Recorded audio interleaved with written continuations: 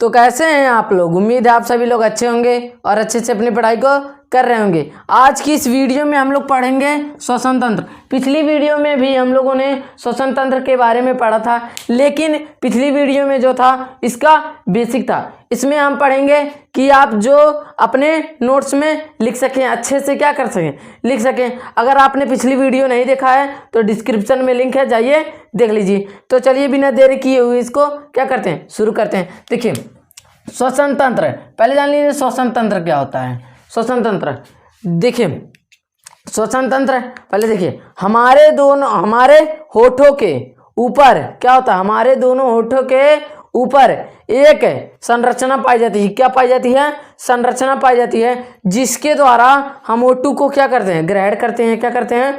O2 को ग्रहण करते हैं और CO2 को बाहर निकालते हैं। क्या करते हैं? CO2 को बाहर निकालते हैं। उसे क्या कहते हैं? श्वसन तंत्र। देखिए फिर से देख लीजिए कि हमारे होठों के ऊपर एक संरचना पाई जाती है, जिसे क्या कहते हैं, हमारे होठों के ऊपर संरचना पाई जाती है, जिसे क्या कहते हैं, जिसके द्वारा हम O2 को ग्रहण करते हैं और CO2 को बाहर निकालते हैं। बस अब श्वसन तंत्र हो गया क्लियर। अब हम एक एक टॉपिक को देखेंगे, मतलब हर एक टॉपिक को देखेंगे उसके परिभाषा के साथ।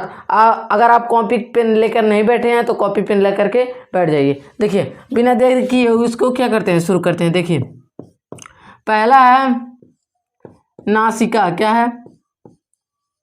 नासिका, ठीक है, एवं नासा छिद्र। क्या चीज? एवं नासा छिद्र, नासा छिद्र। देखिए बिना देरी किए क्या करें, नासा छिद्र। देखिए नासिका क्या होता है? नासिका देखिए, हमारे दोनों होठों के ऊपर एक संरचना पाई जाती है, जिसे नासिका कहते हैं। क्या कहते हैं? जिसे नासिका कहते हैं। हमारे होठों के ऊपर एक संरचना पाई जाती है, जिसे क्या कहते हैं, नासिका कहते हैं। हमारे होठों के ऊपर एक संरचना पाई जाती है, जिसे क्या कहते हैं, नासिका कहते हैं। अब नासा छिद्र, इसी नाक यानी कि नासिका में क्या पाया जाता है, दो छिद्र पाए जाते हैं। क्या पाए जाते हैं? दो छिद्र पाए जाते हैं, जिसे क्या कहते हैं, नासा छिद्र पाए जाते हैं। इन छिद्रों में बाल या रोमनुमा संरचना पाई जाती है। क्या पाई जाती है? बाल या रोमनुमा संरचना पाई जाती है। क्या पाई जाती है? बाल या रोमनुमा संरचना। एक बार और देखिए कि हमारे होठों के ऊपर एक संरचना पाई जाती है, जिसे नासिका कहते हैं। नासिका में दो छिद्र पाए जाते हैं, जिसे नासा छिद्र कहते हैं। नासा छिद्र में बाल या रोम जैसी संरचना पाई जाती है। क्या पाई जाती है? बाल या रोमनुमा संरचना पाई जाती है। इसी नासा छिद्र में म्यूकस पाया जाता है। क्या होता है? म्यूकस। अब म्यूकस क्या होता है?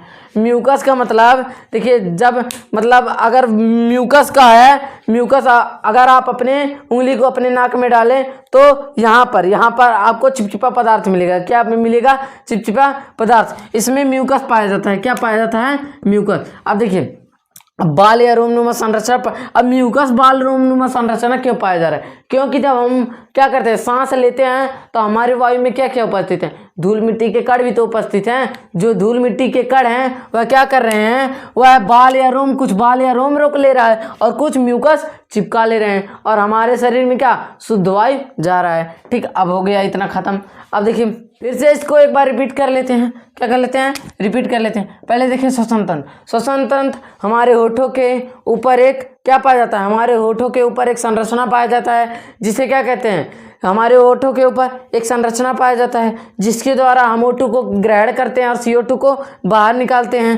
वही क्या कहलाता है? श्वसन तंत्र। अब देखिए नासिका, हमारे होठों के ऊपर एक संरचना पाई जाती है, जिसे नासिका यानी कि नाक है, इसको नाक कहते हैं। फिर नासा छिद्र, इसी नासिका में दो छिद्र पाए जा रहे हैं। क्या पाए जा रहे हैं? दो छिद्र पाए जा रहे हैं, जिसे क्या कह रहे हैं, नासा छिद्र। इन नासा छिद्रों में बाल या रोमनुमा संरचना पाई जाती है। इन्हीं नासा छिद्रों में म्यूकस पाया जाता है। म्यूकस का क्या करता है? म्यूकस जो करता है वह धूल मिट्टी के कणों को क्या कर लेता है, चिपका लेता है। ठीक, अब अगला हेडिंग बनता है। क्या बनता है? अगला हेडिंग बनता है कि क्या बनता है, हम क्या करें, मुख से सांस लें कि नाक से सांस लें। क्या करें? मुख से सांस लें कि नाक से सांस लें। किससे हमें लाभदायक है? नाक से सांस लेने पर लाभदायक है, नाक से सांस लेने पर लाभदायक है कि मुख से सांस लेने पर लाभदायक है? क्या चीज? कि मुख से सांस लेने पर लाभदायक है। अब देखिए, अब ध्यान से एकदम सुनिएगा। अब नाक से सांस लेने पर क्या? नाक से हम जब सांस लेंगे तब वायु में क्या है? धूल मिट्टी के कण उपस्थित हैं। धूल मिट्टी के कण उपस्थित हैं। कुछ तो बाल या रोमनुमा संरचना रोक ले रहा है। फिर म्यूकस जो है वह उनको चिपका ले रहा है। तब क्या हो रहा है? जो वायु है, जो ऑक्सीजन है, वह हमारे फेफड़े तक क्या शुद्ध वायु पहुंच रहा है। लेकिन जब हम मुख से सांस लेंगे, क्या करेंगे? जब मुख से सांस लेंगे, अब मुख में नहीं ना बाल या रोमनुमा संरचना पाया जा रहा है, मुख में नहीं ना म्यूकस पाया जा रहा है, तब क्या होगा? जो धूल मिट्टी के कण हैं, क्या चीज़ हैं? जो धूल मिट्टी के कण हैं, वह लोग कहाँ चले जाएंगे? सीधे फेफड़े की कुपिकाओं में पहुंच जाएंगे और वह कुपिका क्या हो जाएगा? भट जाएगा और हमारा मृत्यु हो जाएगा। अब हेडिंग डालिएगा फेफड़ा। क्या चीज? हेडिंग फेफड़ा। अब फेफड़ा जान लेते हैं। फेफड़ा ही है जो क्या करता है? फेफड़ा ही है जो हमें सांस लेने में मदद करता है। अब क्या कहें? मानव का श्वसन अंग क्या है? फेफड़ा ही है। क्या है? श्वसन अंग। लेकिन यह जो नाक है, आप कह रहे थे कि यह श्वसन तंत्र, लेकिन यह जो नाक है इसके द्वारा क्या होता है? वायु जाता है। यह श्वसन अंग नहीं है, यह श्वसन मार्ग है। ठीक। अब देखिए फेफड़ा। फेफड़ा क्या होता है? पहले जानिए इनकी संख्या 2 होती है। कितनी होती है? इनकी संख्या 2 होती है। कितनी होती है? 2, अर्थात एक जोड़ी होती है। कितनी होती है? एक जोड़ी, अर्थात एक जोड़ी। ठीक है। फिर देखिए इनकी संख्या 2 होती है अर्थात एक जोड़ी। यह गुलाबी रंग का होता है। किस तरह का होता है? गुलाबी रंग का होता है। किस तरह का होता है? गुलाबी रंग का होता है। यह स्पंजी एवं मुलायम होता है। क्या होता है? स्पंजी एवं मुलायम होता है। क्या होता है? स्पंजी एवं मुलायम होता है। ठीक है। यह दोहरी झिल्ली से घिरा हुआ होता है। क्या होता है? दोहरी झिल्ली से घिरा हुआ होता है। दोहरी झिल्ली से घिरा होता है। ठीक है। जो दोहरी झिल्ली होती है, जो झिल्ली होती है, उसे फ्यूरल झिल्ली कहते हैं। क्या कहते हैं? फ्यूरल झिल्ली। फ्यूरल झिल्ली कहते हैं। फिर इन्हीं के अंदर कुछ तरल पदार्थ पाए जाते हैं। क्या पाए जाते हैं? तरल पदार्थ पाए जाते हैं। क्या चीज पाए जाते हैं? तरल पदार्थ। अब इन तरल पदार्थ को हम कहते हैं फ्यूरल तरल पदार्थ। क्या कहते हैं? फ्यूरल तरल पदार्थ। फ्यूरल तरल पदार्थ। फिर इन्हीं के अंदर खाली अवकाश पाया जाता है। क्या पाया जाता है? खाली अवकाश पाया जाता है। खाली अवकाश पाया जाता है, जिसे हम कहते हैं फ्यूरल अवकाश। क्या कहते हैं? फ्यूरल अवकाश। ठीक।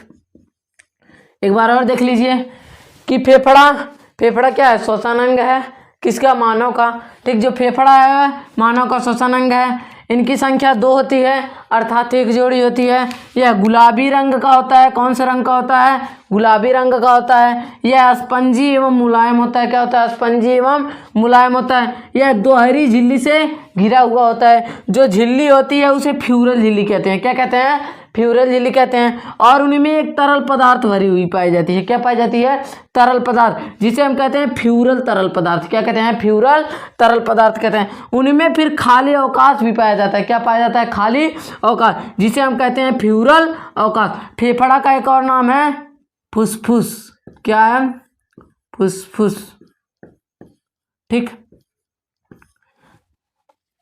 अब हो गया, थोड़ा बहुत हुआ। अब हम मिलेंगे अगली वीडियो में इसी श्वसन तंत्र को लेकर। आगे जो होगा हेडिंग उसको लेकर आएंगे। अगर आपको वीडियो अच्छा लगा हो तो वीडियो को एक लाइक एंड चैनल को सब्सक्राइब करें। अब हम मिलेंगे अगली वीडियो में। जय हिंद।